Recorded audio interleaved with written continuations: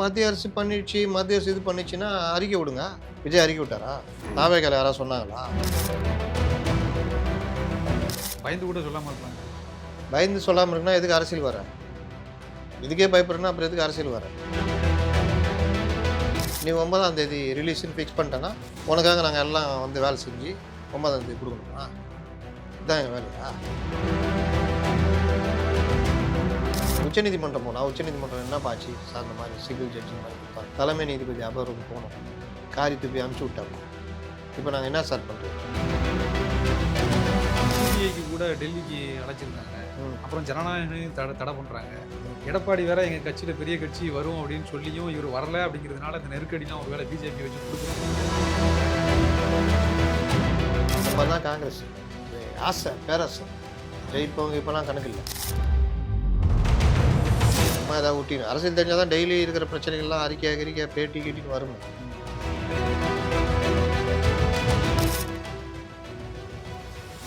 வணக்கம். நம்மோடு இன்று இணைந்திருப்பவர் மூத்த பத்திரிகையாளர் முத்தலிஃப் அவர்கள். வணக்கம் சார். வணக்கம்.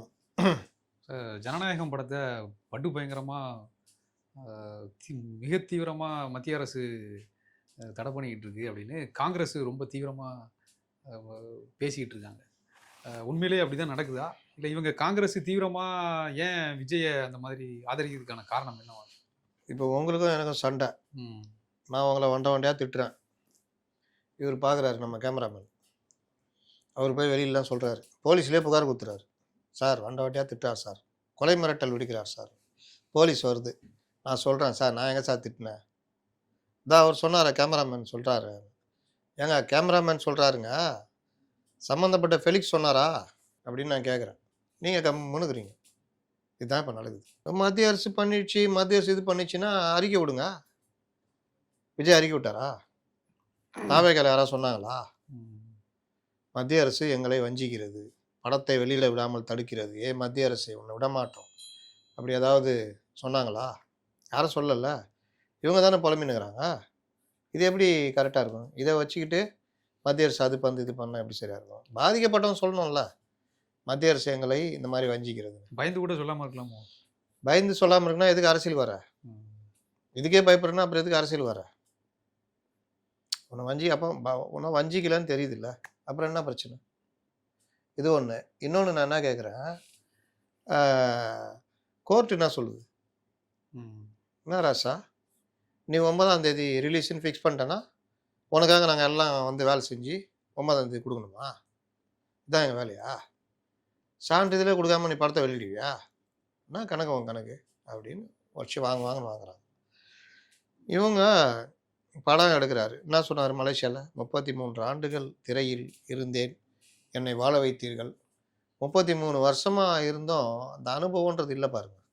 33 வருஷம் உங்களை சினிமாவில் என்னன்னா 2-3 படமே இவருக்கு இந்த மாதிரி பிரச்சனை இருக்குது. ஒரு படம் 10 நாள்லாம் தள்ளி போயெல்லாம் வந்துச்சு இல்லை? ஏதோ ஒரு படம் 10 படங்கள்ட்ட லிஸ்ட் போட்டிருக்காங்க. தொடர்ந்து இதே மாதிரி தான் ஆகுதுன்னு இல்லை. இவர் படமே காவலன், மெர்சல், புலி, சிங்கம், இந்த மாதிரி பல படம். அப்போது அந்த படங்களுக்கெல்லாம் வந்து அனுபவத்து அடிப்படையில் நீங்கள் அரசியலுக்கு வந்துட்டீங்க. அந்த அரசியல் அடிப்படையில் நமக்கு இந்த மாதிரி இடையூறுகள் வரும். அப்போ நம்ம ரொம்ப பக்காவாக இருக்கணும். அந்த ப்ரொடக்ஷன் டீமை கூப்பிட்டு ஒரு மிருகத்தை கிராஃபிக்கில், இப்போல்லாம் கிராஃபிக்ஸில் தானே பயன்படுத்துகிறாங்க, கிராஃபிக்ஸில் பயன்படுத்துகிறோன்னா அந்த மிருக நல வாரியத்துக்கு லெட்டர் கொடுக்கணும். ஒரு டிஃபென்ஸில் போய் ஒரு இது எடுக்கிறீங்கன்னா டிஃபென்ஸுக்கு ஒரு லெட்டர் கொடுத்து பர்மிஷன் ஓகே அப்படின்னு என்ஓசி இது மாதிரி பண்ணிட்டீங்கன்னா நாளைக்கு சென்சார் போர்டு கேட்டால் தாங்க சார் ஆட்சேபகரமான வார்த்தை சார் நீக்கிறோம் சார், அதுக்கேற்ற வார்த்தை ரெடி பண்ணி, இந்த மாதிரி பல விஷயங்கள் சென்சாரில் இதெல்லாம் வரும். இதுக்கு இவ்வளோ பிரச்சனை இருக்குது. நான் ஜூன்லேயே முடிச்சு கொடுத்துட்டேன், ஜனவரியில் தான் படம் வருது, 6ஆம் மாதம் முடிச்சிட்டேன், 1ஆம் மாதம் தான் வருது, 6 மாதம் நடுவில் இருக்குது, 3 மாதம் போஸ்ட் ப்ரொடக்ஷன் ஒர்க்கு, 2 மாதத்துக்கு முன்னாடியே நீங்கள் அப்ளை பண்ணலாம். அப்போ நவம்பர்லேயே அப்ளை பண்ணியிருந்தா இந்த இழுப்புக்கெல்லாம் போய் ஒரு டிசம்பர்லலாம் ரெடி ஆகிருக்கலாம்ல. கோர்ட்டு, சுப்ரீம் கோர்ட்டு எது வேணாலும் போகலாம், ரெடி ஆகிருக்கலாம்ல. தட்கல்னு கடைசி டைமில் ஒரு வாரம் முன்னாடி 10 நாள் முன்னாடி கொடுத்து எனக்கு பண்ணி கொடுன்னா அது சாதாரண காலங்களில் உங்களுக்கும் சென்சார் போர்டுக்கும் பல தொடர்புகள் இருக்கும். அதை வச்சு நீங்கள் வாங்கிடலாம். இது அரசியல் காலம்ல. இப்போ இழுத்துக்கின்னு கிடக்குது. அவன் சர்டிஃபிகேட்டே கொடுக்கல. சர்டிஃபிகேட் வாங்குறதுக்கான வேலையை போகணும். இவங்க கோர்ட்டுக்கு போய் இந்த மாதிரி விஷயம். அவங்க என்ன சொல்கிறாங்க, எங்கள் ஒர்க்குங்க இது, நாங்கள் பார்த்துக்கிட்டு இருக்கிறோம். அது அந்த சிங்கிள் ஜட்ஜி என்ன சொல்கிறாங்க, இது சான்றிதழை கொடுக்கணும், இப்படிலாம் பண்ணக்கூடாது, இதுக்கு உங்களுக்கு உரிமை இல்லை, அப்படி இப்படி. உடனே அவங்க என்ன பண்ணிட்டாங்க, டிவிஷன் பெஞ்சுக்கு போயிட்டாங்க. தணிக்கை வாரியம் டிவிஷன் பெஞ்சு எடுத்துகிட்டு அவர் இன்றைக்கே ஸ்டே, அந்த உத்தரவுக்கு ஸ்டே கொடுத்துட்டார். அவர் என்ன சொல்கிறாரு, இப்படிலாம் போட்டுலாம் உங்கள் இஷ்டத்துக்குலாம் அவங்கள நெருக்க முடியாது. இன்னொன்று, இஷ்டத்துக்கு 9ஆம் தேதி நான் அறிவிச்சிடலாம், நாங்கள் அதுக்கு ஆள் கிடையாது. 21ஆம் தேதி விசாரணைக்கு எடுத்துக்கிறேன், அது வரைக்கும் தடை ஓடு. இப்போ என்னாச்சு, இப்போ உச்சநீதிமன்றம் போவான்னு சொல்கிறாங்க. உச்சநீதிமன்றம் போனால் உச்சநீதிமன்றம் என்ன பாச்சு சார், இந்த மாதிரி சிங்கிள் ஜட்ஜி மாதிரி கொடுத்தாங்க, தலைமை நீதிபதி அமர்வுக்கு போகணும், காரி துப்பி அமுச்சு விட்டாப்புல. இப்போ நாங்கள் என்ன சார் பண்ணுறது, என்ன பண்ணுறது, ஏன்ட்ட எதுக்கு வந்த? இல்லை சார், நீங்கள் ஒரு நல்ல தீர்ப்பியா அங்கே தான் கொடுத்துருக்குல்ல 21ஆம் தேதின்னு, அவர் என்ன சொல்கிறாரு பாரு, அதுக்கப்புறம் ஏன்ட்ட வா அப்படின்னு தான் அவன் உச்சநீதிமன்றம் சொல்லுவான். அதேமாரி இன்ஃப்ளூயன்ஸ் யூஸ் பண்ணாங்கன்னா அது வேற விஷயம். ஆனால் இதுதான் நடக்கும் சட்டப்படி. இல்லை, இப்போ சிபிஐக்கு கூட டெல்லிக்கு அழைச்சிருக்காங்க. அப்புறம் ஜனநாயகம் தடை பண்ணுறாங்க. எடப்பாடி வேற எங்கள் கட்சியில் பெரிய கட்சி வரும் அப்படின்னு சொல்லியும் இவர் வரல அப்படிங்கிறதுனால இந்த நெருக்கடிலாம் ஒரு வேளை பிஜேபி வச்சு கொடுக்கப்படுதோ? இருக்கலாம், இல்லாமல் இருக்கலாம், அரசியல் எதுவும் நடக்கலாம். அதெல்லாம் நம்ம எப்படி சொல்ல முடியும்? நான் என்ன கேட்குறேன், சிபிஐ சம்மன் விடுறது, இவர் அதில் இருந்தாரா இல்லையா பஸ்ஸில், ஆர்டின் காட்டி இவர் தானே வந்தார். அப்போ இவர் கூப்பிடுவாங்களா மாட்டாங்களா? கூப்பிட்ருக்காங்க. அதுக்கும் மத்திய அரசுக்கும் மற்றவங்களும் சம்பந்தம். சிபிஐ விசாரணை என்ன சொன்னீங்க நீங்கள் வந்தவுடனே, நீதி வென்றது நியாயம் வென்றது சொன்னீங்களா? அந்த நீதி அடிப்படையில் தானே விசாரணை பண்ணுறாங்க. அவங்க கரெக்டாக தானே பண்ணுறாங்க. சிபிஐ பண்ணுது, அதை கண்காணிக்கிறது ஓய்வு பெற்ற உச்சநீதிமன்ற நீதிபதி ஒருத்தர், அவர் கீழே 2 ஐஜி லெவல் ஆஃபீஸர்ஸ், இவங்க எல்லாம் சேர்ந்து தான் கண்காணிக்கிறாங்க. இதில் என்ன உங்களை தனியாக பண்ண முடியும்? நீங்கள் அதில் ஒரு இருக்கிற சம்மந்தப்பட்ட ஒருத்தர், நீங்கள் தான், உங்களை சுற்றி தான் அந்த விசாரணையை, அப்போ உங்களை கூப்பிட்டு தான் செய்வாங்க. டிரைவர் எதை சொல்லிட்டாராம அப்படின்னு ஊட்டி நிற்கிறான, விசாரணை என்ன நடக்குதுன்னே தெரியாது. சார் அவர் தான் சார் லெஃப்ட்டில் ஓடிக்க சொன்னார், மறுபடியும் ரைட்டில் ஓடிக்க சொன்னார் சார், நான் என்ன பண்ண முடியும்? ஏங்க லெஃப்ட்டில் ஓடிக்க சொன்னீங்க, ரைட்டில் ஓடிக்க சொன்னீங்க? இதெல்லாம் விசாரணையில் வராது. விசாரணைன்றது வேறு. இங்கே பங்களா வாங்கிக்கிறீங்களாம, இந்த இது வாங்கிக்கிறீங்க, இதுன்னா அதுன்னு சம்மந்தம் இல்லாத கேள்வியெல்லாம் கூட வரும். அப்போ அரசியலுக்கான நெருக்கடின்னு தான் சொல்ல முடியும். சொல்லலாம், சொல்லாமலும் போகலாம். அதை நாம எப்படி சொல்ல முடியும்? காங்கிரஸ் கட்சி இவங்க தீவிரமான ஒரு எதிர்ப்பை காட்டுறதுக்கான காரணம் அது வேற கதைங்க. விஜய் மேல அது எப்படின்னா, இந்த வீட்டுக்காரன் பொண்டாட்டி கொஞ்சம் பந்தா பந்துனா, பக்கத்து வீட்டில் யாராவது ஒரு வயசு பொண்ணு ஏதாவது இருக்குது, நல்லா இருக்காப்பா அப்படின்னு இந்த பொண்டாட்டி ஒரு பொசசிவ்னஸ் வந்துடும், கோவம். ஏன்னா அது மாதிரி நம்ம இவனை அலட்சியப்படுத்தினால்தான் இவன் வந்து அப்படி இப்படி எங்கேயா கையாட்டி நின்றுக்கிறான் அப்படின்ட்டு, ஏங்க அவங்க தான் வேணாம் அப்படி இப்படின்னு. அந்த மாதிரி இவங்க புதுசாக வந்த அந்த பொண்ணை நாங்கள் அங்கே போகிறோம் பேசுகிறோன்னு ஒரு 4-5 பேர் பேசுகிறாங்க. ஏற்கனவே கல்யாணம் ஆகி தானே அங்கே இருக்கிறீங்க, மனமொத்த தம்பதிகளாக 3-4 பருவங்களை கடந்து வென்று வந்திருக்கீங்க. ஆனாலும் நீ எங்களை சரியாக நடத்தலை அப்படின்னு ஒரு குரூப் பண்ணுது. திமுகவுக்கு என்ன பிரச்சனைனா, இந்த பிரச்சனையை விஜய்பதிக்கு ஆதரவாக இதெல்லாம் பேச காரணம், நாங்கள் அங்கே போயிடுவோன்னு ஒரு சீனை போடுறது. அதன் மூலியமாக திமுக கிட்ட ஒரு டிமாண்டை கிரியேட் பண்ணுறது வேலை. இல்லை, டிமாண்ட் கிரியேட் பண்ணுற அளவுக்கு இவங்க என்ன அவ்வளோ ஸ்ட்ராங்காக இருக்கிறாங்க? அப்புறம் ஏன் அது அவங்களுக்கு தெரியணும்ல, தெரிய மாட்டேங்குதுல்ல. இப்போ அது பீகார் போனார், ஒயின்னு சண்டை போட்டு நீ எப்படி முதலமைச்சர் வேட்பாளர் சொல்லலாம் அப்படின்னாங்க. அங்கே பார்த்தீங்கன்னா 2வது லெவலில் இருக்கிற நிதிஷ்குமாரை முதலமைச்சர் இருந்தாங்கன்னு சொல்லி தேர்தல் நிற்கிறாங்க. இங்கே நீ எப்படி சொல்லலாம்? அவர் 75 சீட் வச்சுக்கிறாங்க, இவங்களுக்கு சீட்டே கிடையாது. இவர் வந்து அவரை கேட்குறாரு, நீ எப்படி சொல்லலாம் அப்படி இப்படின்னு. யாரை? நம்ம இவர் லாலு மகனை தேஜஸ்வி யாதவை கேட்டு சண்டை போட்டு கடைசி வரைக்கும் பிரச்சனையாகி அப்புறமா சரி ரைட் போய் தொலை அப்படின்னு ஒத்துக்கிட்டு தொகுதி பங்கீட்டில் சண்டை போட்டு 11 தொகுதி எதிர்த்து நிற்கிறாங்க. 66 கொடுத்தாங்க, 61. அதில் 11 2 பேரும் சண்டை போட்டு நிற்கிறாங்க. அசல் ஜெயிச்சது எவ்வளோ? 6 தொகுதி. அந்த மாதிரி தான் காங்கிரஸ். ஆசை, பேராசை, ஜெயிப்பவங்க இப்போலாம் கணக்கு இல்லை. அதான் ஒருத்தன் கூடவே வந்து பிரச்சாரம் பண்ணுறதுக்கும் செலவு பண்ணுறதுக்கும் கட்சிங்க இருக்குது, திமுக அதிமுக. அதனால் ஆனால் போன தடவை அதனால தான் உஷாராகி பிரசாந்த் கிஷோரே இவனுங்க வேலையே தான், இவனுக்கு எவ்வளோ வரும், 25 தொகுதி கொடு, ஒரு 17 ஜெயிப்பான், அவ்வளோதான். ரொம்ப நஷ்டம் ஆகாது. 60 கொடுத்தேன்னா 18 ஜெயிச்சுட்டு 42 32 42 போயிடும்.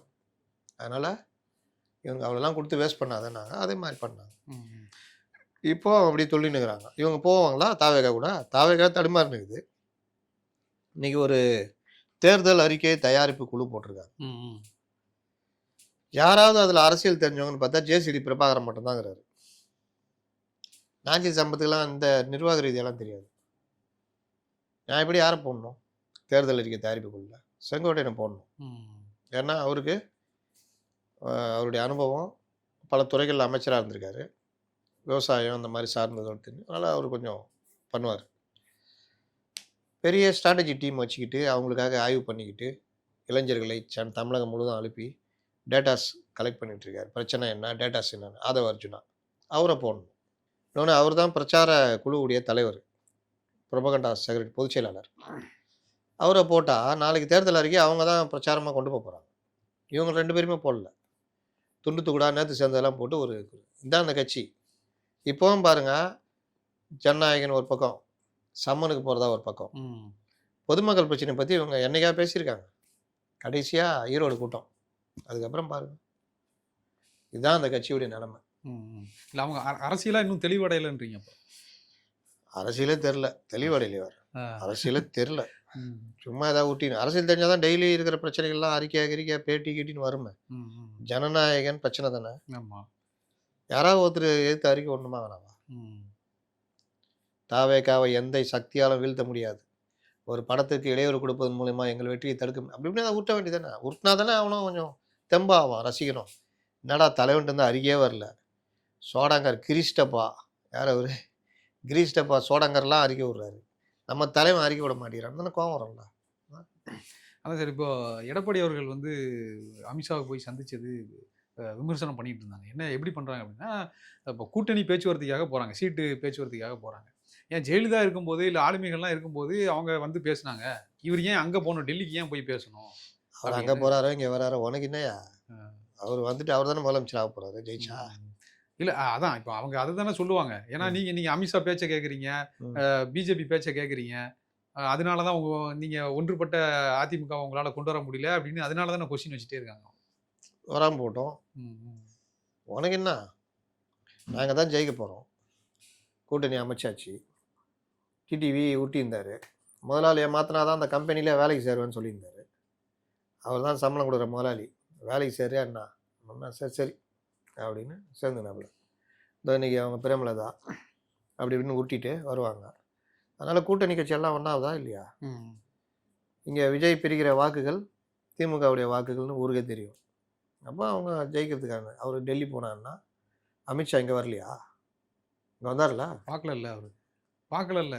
தடவை வந்தார்ல. அதனால் அதெல்லாம் கணக்கு இல்லை. கூட்டணினா அப்படி இப்படி தான் போவாங்க வருவாங்க, அப்படி போவாங்க வருவாங்க. இல்லை இவர்கள் உருட்டுறது அடிமை அதிமுக. அடிமை அதிமுக பாஜகவுடன் சேர்ந்தவுடன் அண்ணாமலையை வெளியேற்றினார்களா இல்லையா? டிடிவி ஓபிஎஸ் பிரச்சனை அதிமுக பிரச்சனைன்னு சொல்ல வச்சாங்களா இல்லையா? இவ்வளோதான் சீட்டுன்னு லிமிட் பண்ணுறாங்களா இல்லையா? நீங்கள் என்ன பண்ணுறீங்க? கூட்டணி கட்சிகள் எல்லாத்தையும் அடிமையாக வச்சுக்கின்னு எவ்வளோ சீட்டு வாங்கியிருந்த? 15 சீட்டு, 6 சீட்டு தான். நீயே 12 சீட்டு, 6 சீட்டு தான். நீயே 63 சீட்டு, 25 சீட்டு தான். இப்படி பண்ணுறதுக்கு பேர் என்னது? சம உரிமையா? அடிமைத்தனம் தானே. அதான். இல்லை இப்போ இவங்க வந்து நம்ம தமிழ்நாட்டில் ரூலிங் பார்ட்டியாக இருக்கும். நமக்கு இங்கேன்னு ஒரு பவர் இருக்குது. சீட்டு நம்ம அதிகமான சீட்டு வாங்குகிறோம், ரூலிங் பார்ட்டியாக இருந்திருக்கோம். அப்படிங்கும்போது அதுக்கான அதிகாரத்தை நம்ம இங்கே பயன்படுத்தணும்ல. அதை கேட்பாங்கல்ல. இப்போ அதிமுக தொண்டர்களே அதை எதிர்பார்ப்பாங்கல்ல. என்ன எதிர்பார்ப்பாங்க? ஒன்றும் எதிர்பார்க்கலையே. அவங்க சாதாரணமாக தான் இருக்காங்க. தொண்டர்கள் எதிர்பார்ப்பாங்க, இவங்க எதிர்பார்க்குறாங்க. தொண்டர்கள் சாதாரணமாக தான் இருக்காங்க. அப்போ முதல்வர் போய் எங்கள் அமித்ஷா பார்க்குறாரு, நிர்மலா சீதாராமனை பார்க்குறாரு, பிரதமரை பார்க்குறாரு. அவர் யார்? தமிழ்நாட்டுடைய தலைவர், பேர்பட்டது திராவிட மாடல் அரசுடைய முதலமைச்சர். பிரச்சனைனா அவங்க தானே வரணும் அப்படின்னு நான் சொல்ல முடியும். அதாவது ஒரு இல்லை இப்போ நம்ம எடப்பாடி அவர்களுக்குன்னு ஒரு மாதம் இங்கே கிரியேட் பண்ணும்போது அதுக்கான எஃபெக்டும் நமக்கு கிடைக்கும்ல தேர்தலில். அதெல்லாம் கிடைக்குங்க. இதெல்லாம் வந்து இவங்க உருட்டுறதுங்க. அடிமைப்பாடி இதோட கேவலமாலாம் பேசியிருக்காங்க. டேபிள் கீழே போகிறாரு வராரு, அதுக்காக ஒன்றும் கெட்டா போயிட்டாரு. அது வேற, இது வேற. இவர்களுக்கு வேற இதுவே இல்லைங்க. சொல்றது வேறனா இது சொல்லுங்க. அவங்க எதிர்பார்க்காத திடீர்னு கூட்டணி அமைஞ்சிச்சு. ம், ம், அவங்க எதிர்பார்க்காதெல்லாம் நடக்குது. ம், அதுக்கு ஏதாவது ஒண்ணு ஊட்டி தானே ஆகணும். இப்போ உங்கள எனக்கு பிடிக்கலன்னா நான் ஏதாவது ஒண்ணு சொல்லுவேன். நாங்க சட்டை வச்சுக்கிறீங்க. ஒரே கருப்பு கலர்ல கட்டம் போட்டு. நல்ல சட்டையே போட மாட்டீங்களா? இப்படி ஏதாவது ஒண்ணு சொல்லின்னு தான் இருக்கணும். அதான் காரணம். ம். இல்ல அப்போ நீங்க ஒரு ட்வீட் போட்டிருந்தீங்க. அவங்க வந்து ஜி.கே. மணியும், அருளும் நம்ம உதயசூரியன் சின்னத்துல நிக்கிறதுக்கான வாய்ப்பு இருக்கு அப்படின்னு. அப்படி அப்படி நிக்க வாய்ப்பு இருந்தா, இப்போ அன்புமணி இங்க வர்றதுனால வாக்குகள்லாம் பெரிய விதத்துல பிரியதானே? எதுல நிப்பீங்க? இப்ப மாம்பழத்திலயா நிப்பீங்க? ம், மாம்பழம் யார்கிட்ட இருக்குது? ம். அன்புமணி கிட்ட. அப்புறம்? ம், அப்ப எதுல நிப்பீங்க? கட்சியா வச்சுக்கிறீங்க? கட்சி இல்லல்ல. ஓபிஎஸ் மாரி தானே இப்ப அவங்க நெலைமை. சட்டப்படி அவங்கள்ட்ட கட்சி கிடையாது. அப்ப ஐயா தேர்தல் நிக்க மாட்டாரு. கேட்குறாங்க, தேர்தல்லலாம் அவங்க காந்தி நிப்பாங்களா? காந்தி, நேரு எல்லாம் நிக்க தான் போறாங்கன்றாரு. அப்ப அவங்க எதுல நிப்பாங்க? திமுக கூட்டணியில தான் நிக்கணும். அப்ப திமுக கூட்டணினா ஒண்ணு சுயேட்சை சின்னத்துல நிக்கணும். திமுக என்ன பண்ணும்? ஐயா, நான் பார்த்து வெற்றியாள வைக்கிறேன். எல்லாரையும் உதயசூரியனா நிக்க வைங்கன்னு தான் சொல்லுவாங்க. இல்லாட்டி சுயேட்சை சின்னத்துல நிக்கணும். ம், அப்ப இவங்களே பாமக அவங்கள்ட்ட தான் இருக்குன்னு அங்கீகரிக்கிற மாரி நெலைமை வந்துரும். நீங்க ஐயா சொல்றாருல்ல, பாமக அதெல்லாம் கிடையாது. நாங்க தான் ஒரிஜினல் பாமகன்னு. சுயேட்சை சின்னத்துல நின்னாலும், உதயசூரியன்ல நின்னாலும், பாமக இதுதான் அங்கீகரிக்கப்பட்ட பாமகன்னு ஒத்துக்கிற மாரி ஆயிடும். ம், ம். இல்ல அவங்க அந்த மாம்பழ சின்னத்துக்குன்னு ஒரு வாக்குகள் இருக்கும்ன்றீங்களா? அப்ப? இல்ல அது அது இல்ல பிரிய வாய்ப்பு இல்லையான்ற நான். அந்த வாக்குகள் சதவீதம் பிரியும்ல பெரிய வாய்ப்பு அளவுல. இருக்குங்க. ஆ, வாய்ப்பு இருக்கும். ஆ, அது ஆ. ஓரளவுக்கு. ரொம்பலாம் எதிரொலிக்காது. ம், தேர்தல்ன்றது வெற்றி தோல்வின்றது கூட்டணி. ம், கூட்டணி அந்த டைம்ல ஒரு உளவியல் இது வரும். இவங்க தான் ஜெயிக்கிற கூட்டணி. இன்னொன்னு பாமகனா, சின்னையா தான் எதிர்காலம். பாமகல இவங்க நிக்கிறாங்க. இவங்கலாம் ஜெயிக்கணும். அப்படிலாம் ஒர்க் பண்ணுவாங்க. இன்னொன்னு ம், கூட்டணி பலம் இருக்குல்ல. அதெல்லாம் சேர்ந்து. ம், ஒருவேளை ஜி.கே. மணியோ, அருளோ நிக்கிற இடத்துல ஓட்டுகள பிரிச்சு ஏதாவது நடக்கும்னு வச்சுக்கங்க. ம், அது எந்த அளவுக்கு பாசிபிள்னு பார்க்கணும். அவ்வளோதான். மத்தபடி ம், 3 பேர் நிக்கிறாங்க. மீதி அவர் 18 வாங்கி நின்னாருன்னா, 10 ஜெயிச்சாருன்னா, அவர் தானே பாமகன்னு ஆயிடும். அடுத்து எம்பி சீட்ல ஒரு 5 கேட்பாரு. ஒரு ராஜ்யசபா வாங்குவாரு. அப்ப அது அவங்களுக்கு பவர் ஆயிடும்ல. ஐயா கடைசியில நான் ஓய்வு பெறுகிறேன்ட்டு போயிடுவாரு. ம். இல்ல இவங்க விசிகா எப்படி சம்மதிக்க வாய்ப்பு இருக்கு? நீங்க இந்த பாமக வருது. ஓ அப்படி. இப்படிதான் கேட்பாங்க. ஓ. பாமக வருது. இல்லையே. ஐயா தானே வராரு. ஐயா கூட வராரா? ஐயா திமுகவுக்கு ஆதரவு குடுக்குறாரு. அவங்க உதயசூரியன் நிக்க போறாங்க. இல்ல இதெல்லாம் நிக்க போறாங்க. உங்களுக்கு என்ன? சரி போன்னா கிளம்புங்க. அப்படின்னாங்க வச்சுக்கங்க. ம். அப்படியா நான் கிளம்புறேன் அப்படின்னா, இவங்க வன்னியரசு, ஆளூர்லாம், ஐயா அண்ணா போயிட்டு வாங்கண்ணே. நாங்க இங்கேயே இருந்துக்கிறோண்ணே அப்படின்ருவாங்க. அந்த அளவுக்கு இன்னைக்கு இது விசிகா அவர் கையிலேயே இல்லன்ற லெவல் தான். ம், ம். அவரு இது முடிவெடுத்து தாவேக்கா போலாம். ம். தனியா நிக்கலாம்னா, நீங்க போயிட்டு வாங்க ஏன்றுவாங்க. அப்படிதான் வச்சிருக்காங்க அந்த கட்சிய. ம். ஏன்னா காங்கிரஸ் வேற நான் போற அவரு மாரின்னு கேக் வெட்ட மாட்டேன்னாரே ஒருத்தன் என்ன ஆமா, பண்ணான்? ஆமா, ஆமா. தூக்கி எறிஞ்சாப்புல அது. அப்படிதான் பண்றாங்க. ம், ம், அதனால அவருக்கெல்லாம் அந்த அளவுக்கு இது கிடையாது. ம். இன்னைக்கு கூட நேத்து கூட பேசியிருக்கும்போது 35 வருஷமா நான் எல்லாத்தையும் படிக்க வச்சிருக்கேன். பட்டம் வாங்கி குடுத்துருக்கேன். நீங்க இப்ப விஜய் பின்னாடி எல்லாரும் போறீங்க. எனக்கு வருத்தமா இருக்குன்னுலாம் பேசியிருந்தாப்புல அவரு. இவரு என்ன படிக்க வச்சாரு பட்டம்? ஆ, ஆ, இ சொல்லிக் குடுத்தேன்னு சொன்னாரு அதானே? ஆமா, ஆமா. அதான் நீங்க கட்சி ஆரம்பிச்சீங்க. ஒரு நோக்கத்துக்கு ஒடுக்கப்பட்ட மக்களுக்காக ஆட்சி வந்த கட்சின்லாம் கொண்டு வந்தீங்க. ஆனா இந்த 5 வருஷமா உங்க மதிப்பை நீங்களே குறைத்துக் கொண்டீர்கள். ம். ஒடுக்கப்பட்ட மக்களுக்கான பிரச்சனைகள்ல நீங்க நிக்கலன்றது தானே அவங்களுடைய பிரச்சனை. ஆளுங்கட்சிக்கு ஆதரவா பேசுனீங்க. இந்த பிரச்சனை பக்கமே திரும்ப கூட இல்ல. ஆளுங்கட்சிக்கு அழுத்தத்தவே குடுக்கல. நாங்க உங்கள எதிர்பார்த்து நின்னப்பலாம் எங்கள கைவிட்டு போனீங்க. ஆளுங்கட்சி செய்ற தவறுகளுக்கெல்லாம் முட்டுக் குடுத்து, அந்த பாவ சிலுவையை நீங்கள் சுமந்தீர்கள். அப்படின்ற அந்த விமர்சனம் இவர் மேல உண்டா இல்லையா? ம், ம். அதனால தான் அவரு எல்லாரும் அவன் இஷ்டப்படுறவன் நடிகர் பக்கம் போவான். யார் பக்கம் வேணாலும் போவான். ம். இல்ல உண்மையிலேயே அந்த பிரச்சனை இருக்குதானே? இதுல விசிகால. விசிகாவுடைய உள்கட்சி பிரச்சனை. இளைஞர்கள் அமைப்பு பெரும்பகுதி வந்து விஜய் பக்கம் போறதுக்கு வாய்ப்பு இருக்கு. ம். ஏன்னா அவரு என்ன சொல்றாருன்னா, நீங்க தொடர்ந்து இந்த மாரி தலித் இளைஞர்கள் வந்து சினிமா பார்த்த உடனே போயிருவான் அப்படிங்கிற நரேட்டிவ தான் இவங்க உருவாக்குறாங்க. ம். அப்படிலாம் யாருமே இல்ல அப்படின்றாரு. அவரே தானே சொல்றாரு. ம். நான் கத்துக் குடுத்தா நீங்க எங்க போறீங்கன்னு. ம். அவரே சொல்லிட்டு, அவரே கேள்வி கேட்டு அவரே பதில் சொல்லிக்கிறாரு. அ. அப்படிலாம் போமாட்டாங்கன்னுல சொல்லணும் அப்படி பார்த்தா. நான் இவர்களுக்கு என்ன அரசியல்ன்றத சொல்லியிருக்கேன். என் இளைஞர்கள் போமாட்டாங்கன்னுல சொல்லணும். ஆ, ஆ, இ கத்துக் குடுத்தேன். எல்லாம் என்ட்ட படிச்சுட்டு நடிகர் பின்னாடி போறீங்கன்னு இவரு தானே சொல்றாரு. அதானே பிரச்சனை. இல்ல சார் இப்போ இந்த இவங்க மாணிக் தாக்கூர், அப்புறம் திமுக எம்எல்ஏ இவங்களுக்கெல்லாம் சலசலப்பும் அதிகமா போய்க்கிட்டே இருக்கு. இது ஏன்னா ஏற்கனவே இவங்க காங்கிரஸ் மேலிடம் வந்து பேசுனாங்க. அவங்க பேசுனாங்கன்னு சொல்லிக்கிட்டே இருந்தாங்க. உண்மையிலே இவங்க போறதுக்கான வாய்ப்பு இருக்குதா? ஏன்னா இப்போ விசிகாவும் அந்த பிரச்சனை இருக்குது. இவங்களும் அந்த பிரச்சனை இருக்குது. 2ஆ உடையறதுக்கானலாம் பிரச்சனை இருக்குதுன்றாங்க காங்கிரஸ். அந்த மாரியான உண்மையிலே பிரச்சனை இருக்குதாங்க? வாய்ப்பே இல்ல அதுல. 2ஆவும் உடையாது, 3ஆவும் உடையாது. ம். இதுங்க எல்லாம் அரட்டிக்கிட்டு கழட்டிக்கிட்டுங்க. மாணிக் தாக்கூர் தனியா போய் என்ன பண்ணுவாரு? ஜோதிமணி பெருசா கழட்டிடுவாங்களா? இவர்கள் செல்வ பெருந்தகைக்கு எதிராக ம். சங்கடத்தை உண்டு பண்ணணும். இந்த பிரச்சனையை பெருசாக்கணும். திமுகவை பிடிக்கல. அதுக்கு பண்ணிக்கிட்டு இருக்கிறாங்க. கேரளாலயும், பாண்டிச்சேரியிலயும் தாவேகா கூட கூட்டணி வச்சுக்கலான்னு ஒரு இதை கிளப்பிட்டு இருக்கிறாங்க. அந்த பிரவீன் சக்கரவர்த்தி ஐடியா, ராகுல் காந்தியே பர்மிஷன் வாங்கிட்டு வந்து பேசினுக்கிறாங்க. இதே நம்ம ஊடகங்கள் கொஞ்சம் அப்படி இப்படி போட்டுக்கிட்டு இருக்காங்க. இது எல்லாம் டிமாண்டுக்கு தான் உதவுமே தவிர, ம். இவர்கள் இங்கேருந்து பிரிஞ்சு அங்கே போகிறதுக்கு திமுக விடாது ஃபஸ்ட்டு. ஏன்னா அவங்களுக்கும் தெரியும் பிரச்சனை வந்துடும்னு.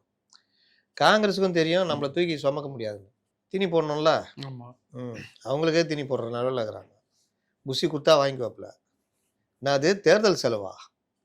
நாங்கள் பண்ணணுமா? வாங்க கொய்யால அப்படின்ட்டுருவாரு. இவங்க என்ன பண்ணுவாங்க? எல்லாத்தையும் பார்த்துக்குவாங்க. காலைல 6 மணிக்கு எழுப்பி குளிக்க வச்சு வேஷ்டி சட்டை போட்டு பவுடர் அடித்து வான் கூட்டு போய் பிரச்சாரம் பண்ணி நைட்டு ஜீப்பில் ஏறி சுற்றி காமிச்சு பொதுக்கூட்டம் நடத்தி தேர்தல் வேலை பார்த்து எல்லாம் பண்ணி ஜெயிக்க வைப்பாங்க.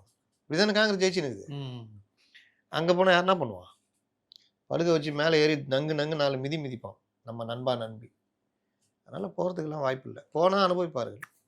இப்போ என்டிஏ கூட்டணி வந்து பெரிய அளவில் ஸ்ட்ராங்காக அமைஞ்சிருச்சு அப்படின்னு சொன்னீங்க.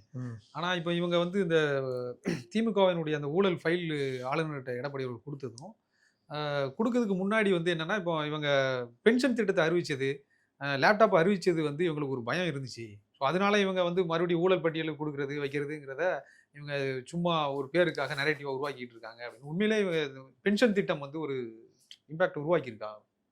ஏங்க பென்ஷன் திட்டம் கொண்டு வந்தாங்க. இந்த அரசு ஊழியர்களில் கொஞ்சம் பேரை இவங்க ஆதரவாளர்லாம் கூப்பிட்டு ஸ்வீட்டை ஊட்டினாங்க மாறி மாறி. ஆனால் அது உள்ளே போய் பார்த்தா நம்ம காசை எடுத்து நமக்கே கொடுக்குறாங்க. அதில் கொஞ்சம் பேர் அவங்க எடுத்துக்கிறாங்க. இது தெரிஞ்சவொடனே கடுப்பாயிட்டாங்க. இதெல்லாம் ஒத்துக்க மாட்டோம், எங்களுக்கு பழைய ஓய்வூதியமே கொடுங்க. 10% சம்பளத்தில் பிடிக்கிறாங்க. அந்த 10% ஒரு 33 வருஷம் அது கணக்கு போட்டிங்கன்னா 10% ப்ளஸ் டிஏ கணக்கு போட்டால் எங்கேயோ போயிடும். ஆனால் இவங்க கொடுக்குறது 25 லட்ச ரூபா ப்ளஸ்ஸு பென்ஷன், ஆயுள் வரைக்கும் பென்ஷன். இறந்து போனால் வாரிசுக்கு 60% பென்ஷன். அந்த வாங்குறதுல 60%. இப்போ ஒரு 50,000 வாங்கியிருந்தாருன்னா 25,000 பென்ஷனாக கிடைக்கும் ரிட்டையர் ஆகும்போது. இறந்து போயிட்டாருன்னா 25,000 60%. அப்போ எவ்வளோ? 12,500 ஒரு 15,000 கிடைக்கும். இதுதான் கதை. மற்றபடி கூடுதலாக வேறு எதுவும் பெருசாக கிடைக்காது. அப்பப்போ வருஷத்துக்கு ஒரு தடவை டிஏ வரும்போது அகவிலைப்படி உயரும்போது அந்த இது ஏறும், அவ்வளோதான். ஆனால் அதே 10% பிடிக்கிறாங்கல்ல, அதே அமௌண்ட்டை, அதாவது ஆரம்பத்தில் பிடிச்ச அமௌண்ட்டை நடுவில் பே கமிஷனில் ஏறுறது அதெல்லாம் கணக்கு வச்சுக்காமல் ஒரு 10% வச்சுக்கிட்டு அதை அப்படியே எஸ்ஐபியில் போட்டால் 33 வருஷத்துக்கு அப்புறம் அது பார்த்தா 3 கோடி 4 கோடி இருக்கும். அதை அப்படியே கொண்டு போய் பேங்க்கில் போட்டால் 1.25 லட்ச ரூபா பென்ஷன் வரும். அந்த பணமும் அப்படியே இருக்கும். இப்போ ஒருவேளை இறந்துட்டாருன்னா அந்த பணத்தை அப்படியே அந்த அவங்க சொந்தத்துக்கு போயிடும். இதெல்லாம் கணக்கு போட்டு பார்த்துட்டு யாரை ஏமாத்துற? இன்னொன்று ஒரு திட்டங்குது எஸ்பிஐயில் இருக்குன்னு நினைக்கிறேன். 10 வருஷத்துக்கு 12,500 கட்டிட்டீங்கன்னா 3 கோடியோ 1.5 கோடியோ 2 கோடியோ வருது. அதில் உங்களுக்கு பென்ஷனு 1.5 லட்ச ரூபா 1.5 லட்ச ரூபான்னு வருது ஆயுள் முழுக்க. இது எப்படி இது? இந்த மாதிரி பல இது இருக்குது. அப்போ இது ஏமாத்து வேலை தானே. அதுக்கு அவங்க சண்டை போட்டுக்கிறாங்க. அதனால் அது பென்ஷன் திட்டம் அவங்களுக்கு பேக் ஃபயர் ஆகிடுச்சு. பெரிய அளவில் அவங்க இல்லை. இன்னொன்று இந்த ஊழல் பட்டியல் இந்த மாதிரி கொடுக்க தான் செய்வாங்க ஆட்சி முடிகிற நேரத்தில். ஏன்னா அடுத்து கவர்மெண்ட்டு என்டிஏ இது இவங்க ஏடிஎம் கவர்மெண்ட் ஃபார்ம் ஆகிடுச்சுன்னா கவர்மெண்ட்டை இதை வச்சே பர்மிஷன் கேட்பாங்க. பர்மிஷன் கொடுத்துட்டாருன்னா வழக்கு போட்டு தூக்குவாங்க. இப்படி இருக்குன்னா ஏடிஎம்கே ஆட்கள்லாம் நடந்திருக்கு. அந்த அடிப்படையில் லேப்டாப்லாம் பெரிய இது கிடையாதுங்க. மாணவர்கள், பள்ளி மாணவர்கள் கொடுக்க வேண்டிய லேப்டாப்பு, இல்லாட்டி கல்லூரி மாணவர்கள் பெரிய அளவில் நடிகர்கள்லாம் வச்சு பெரிய அளவில் இது முன்னாடி ஜெயலலிதாலேருந்து எல்லாரும் கொடுத்தாங்க. நடிகர்களை வச்சா கொடுத்தாங்க. இதுதான் கவர்மெண்ட்டே தானே உங்கள் கனவை சொல்லுங்கள் அப்படின்னு கேட்குறாங்க.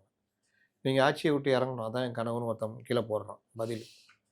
அதனால் ஒவ்வொரு நாளும் ஒவ்வொரு காமெடி பண்ணுங்கிறாங்க. உங்கள் கனவை சொல்லுங்கன்னா ஒரு அம்மா போய் எஸ்சி எஸ்டிக்கெலாம் மானியம் கொடுக்குறீங்க, பிசி எம்பிசிக்கெலாம் மானியமே இல்லை அப்படின்னோன்னு அவரே முழிக்கிறாரு.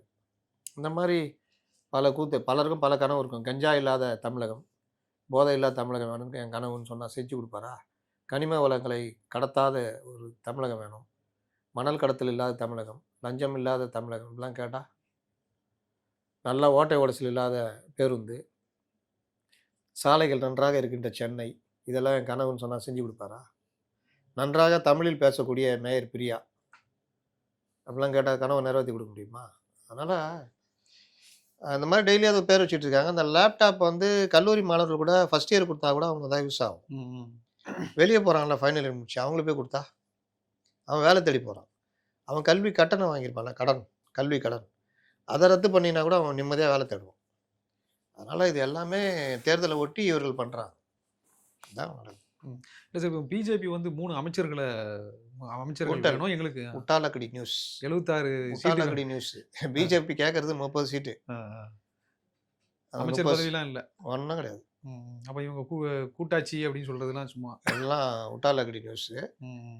தேர்தலில் மெஜாரிட்டி கிடைக்கல வச்சுக்கோங்க ஏடிஎம்கேக்கு, ம். அன்னைக்கு வேற நிலைமை வரும். அன்னைக்கு நீங்கள் சொல்கிற அந்த டிமாண்ட்லாம் கேட்பாங்க. அன்னைக்கு பார்க்கணும் அந்நியாருடைய ஸ்டைல் எல்லாம். ஒருவேளை தேமுதிக இதில் இருந்து அவங்கள நம்பி இருக்குதுன்னா அன்னைக்கு பார்க்கணும். அதனால தனி மெஜாரிட்டி வந்துட்டாங்கன்னா தனி ஆட்சி தான். உங்களோட கருத்துக்களை மிக ரொம்ப தெளிவாக முன் வச்சதுக்கு நன்றி. நன்றி.